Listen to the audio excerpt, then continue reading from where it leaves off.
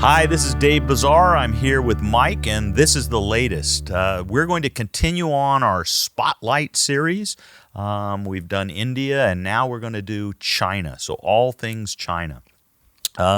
Mike, let me set the stage with my start, and then you can take it from there.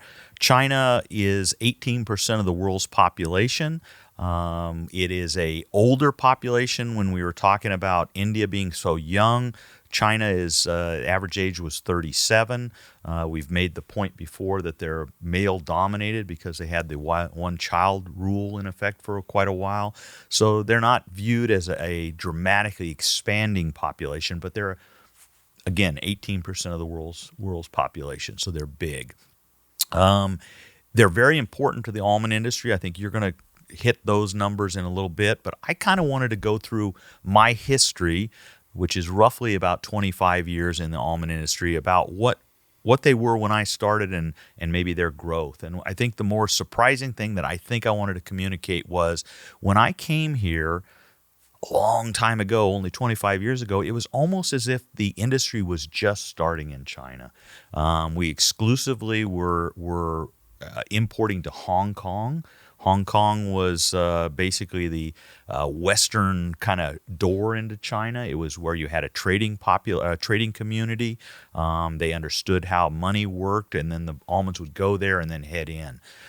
Maybe more importantly is the industry struggled with what to call these things, right? Strangely enough, almonds are thought to have originated in far western China, right? And yet the country itself didn't recognize almonds, right? They really weren't a product that they knew what they were. And when initially it went in there, they were called some version of big apricot kernel. And apricot kernels were a snack and a medicinal item that Chinese knew what looked like. So for the short period of time, they gave them the name of that. And then at some point, there was all this sort of back and forth where the Apricot Kernel Association was angry, and there was some, hey, you're mislabeling things, right? Because labeling became a big issue. So all of a sudden, they had to rename the actual item itself.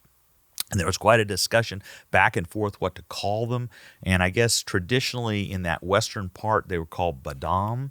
And I'm sure I'm mispronouncing it, which is a Persian name for almonds. And the name that ended up being is some version of that badam, right? A Chinese version of that. So I'm just fascinated with the idea that this was a giant area that is so important to us that didn't even know what they were. Didn't basically have a name for it. Didn't even have a name for it. So basically, that's kind of what I wanted to say. Is that the thing has been introduced, it's taken off very, very well, and why don't you take it from there and give us what they do with it? That's interesting. So 25 years ago, we didn't have a name for it. Now they take about 100 in the 2020 crop, including Vietnam. They took 196 million pounds. Yeah, they were accounted for 7% of the total shipments for the 2020 crop. So yeah, and I'm sure you're going to get into trades and tariffs and all that. That's in light of all that as well. Yeah, they were up 74% in the 2020 crop year. Wow. Yeah, and so you talk about those tariffs. So basically in 2017, 2018, you really started getting into these trade wars, right? And kind of leading up to that, China had been growing anywhere from 6 to 12% a year. Then the tariffs get imposed, and pre trade war, almonds had a 10% duty tariff. Okay, post trade war or during it goes up to 60%. Okay, you then see shipments grow from 12% to down about 24%. Okay, the subsequent year down another 23%. So you basically have lost about 50% of your consumption out of China in 2 years. And it was growing when it hit that. Oh, no, Boom. for sure. That's what I'm saying. I'm saying it was up 6, up 12, down 24, down 23. So that takes you to about the 2019 crop, okay? So sometime around then, the tariffs have gone from that 60 to about 50%. At the same time, Australia is at 0.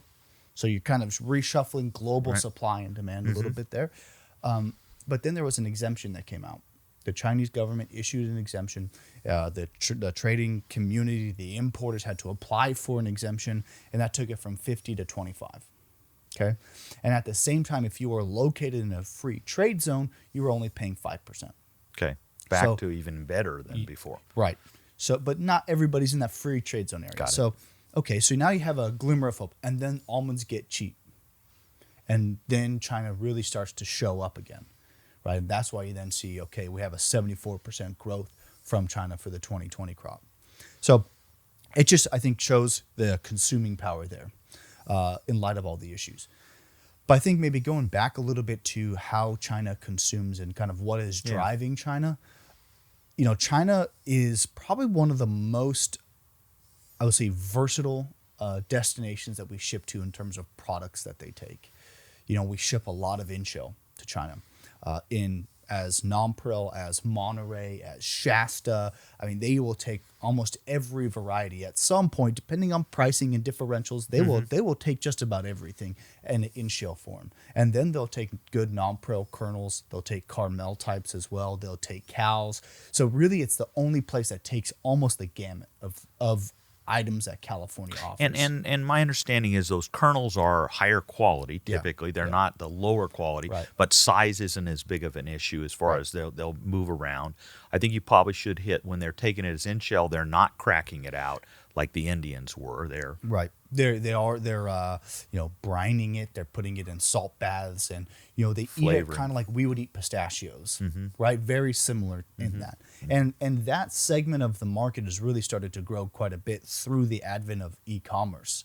So e-commerce has really been able to offer it to the masses, and the masses have really adopted e-commerce as a way of buying basically everything. Do you think that China is more? I mean, e-commerce is more important than any other segment that you ship to? I mean, I would have to think so. Yeah. One of the big festivals is called Double 11. Yeah. Right, November 11th is Singles Day. It's like our Valentine's Day, basically, and it's one of the biggest selling days for even just our industry. I think that exists, and it's all e-commerce. Yeah. They're buying roasted, salted, in shell, or some variation of that, and it's just some of the biggest customers come from the e-commerce market. And I think when I've seen the products that they generate, I think they're some of the more innovative Oh, stuff. yeah, for sure. Right, packaging wise, flavoring wise, Yeah, they're just very very neat as far as that. Yeah. So we talked about that November 11th is really driving a portion of those sales. A couple other festivals that we probably should touch on is Chinese New Year. That's a very big one, and the Mid-Autumn Festival. Right. So about those three festivals really are kind of like the launching off point for Chinese demand during the year. Then after that, it kind of slumps off a little bit, but still obviously, as the numbers show, still a significant player. And I think we probably should mention, since I said, hey, I started my career, everything went through Hong Kong. You didn't really go to mainland or what we used to call Red China.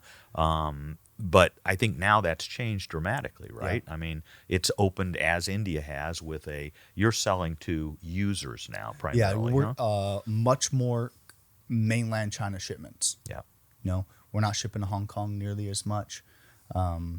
So it is opening up. It produces risk and opportunities for California at the same time. Yeah. So we probably should try to shorten it up since we don't want to go too long. I think just the summary is it's a big key to California's growth, I think. And it's an area that's accepted almonds, wants almonds. Being very innovative with them. Yeah. So we'll hope for more from our friends in China. This has been Dave and Mike.